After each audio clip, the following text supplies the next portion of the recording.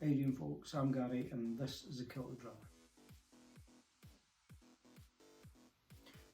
Welcome, folks, to another wee episode of the Kilted Drummer with myself, Gary. In the den room again tonight, I was looking around the shelf and to be honest, I spotted something that's not a miniature or sample that I had on the shelf, but it was actually, I had two of the same bottle, full-size bottles. So I grabbed one of these full-size bottles off the shelf and I just thought I'd get some of it in the glass and have a wee chat about it, and because I actually like it, why not? So what I've done is I've grabbed Highland Park 10. I don't know if you can actually see, but there's another bottle of it sitting over there as well, so I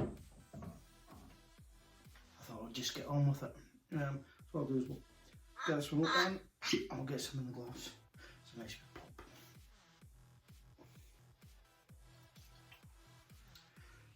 Anyone that's seen any of these videos before will see that I've done a couple of Highland Parks before. I think I've looked at the 12-year-old and I think Valhalla, and I've mentioned it in those there that I actually, I enjoy Highland Park. I like Highland Park. I like the branding in Highland Park, and I'm not going to hide that.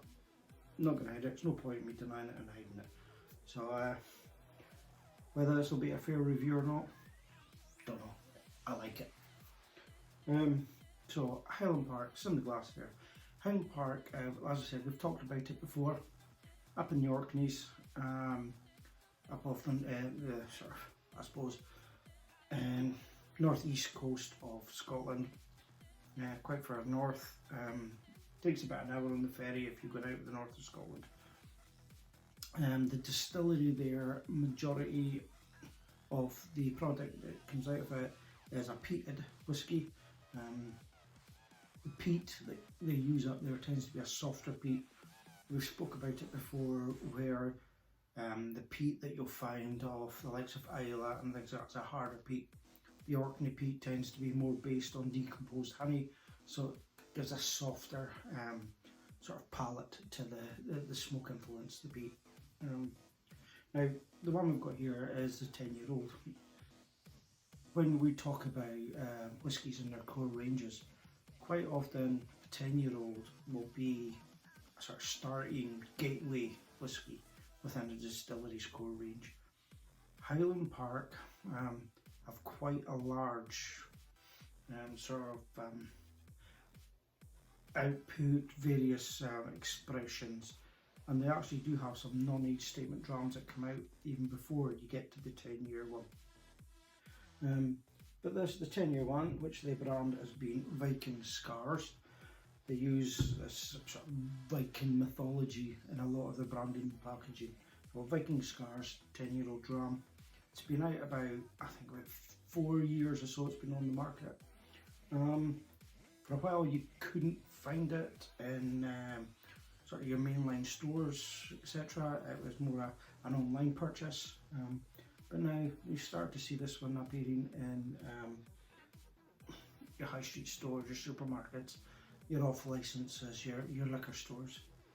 40%. I think, I need to confirm this, but I think if you were to buy it abroad, like overseas in the US, I think it's 43%.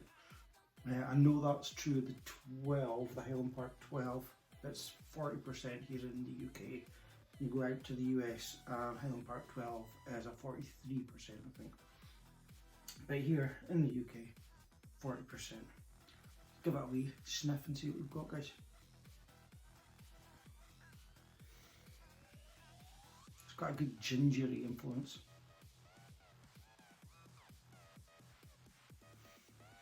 There's a smoke there lingering in the background, but it's not like a peaty dram that you're going to find, where somebody's advertising as a peat whisky. And this is a much softer peat. It's almost, there's a honey in there as well.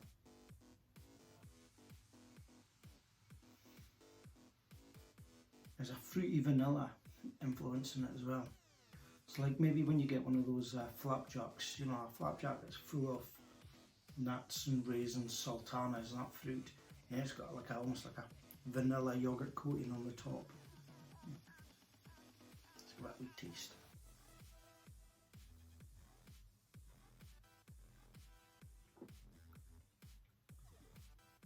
You can taste the peat now. Oh, and I can taste that honey. Sweet peat. Nice. It goes down nicely. There's no harshness. There's no uncomforting.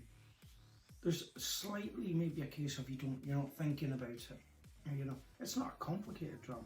I don't think anyway. I think it's a nice drum. 10-year-old simple drum gets you set for the evening. Lovely. There's a lot of people out there that think that Highland Park has almost ruined itself with its new branding and Viking influence and things, and they should just concentrate more on the whisky. I don't think it's done any damage to the whisky for me.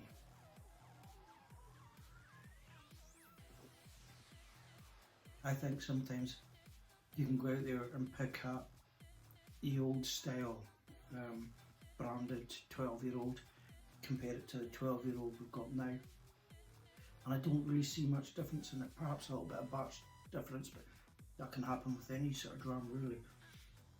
Yeah, I'm actually really quite happy if I was to start my evening with Highland Park 10. It's a non-complicated, sweet, slightly peated, pleasant dram, guys. Highland Park 10, if you can find it, give it a wee go, set yourself on a journey with Highland Park, guys. Slàinte.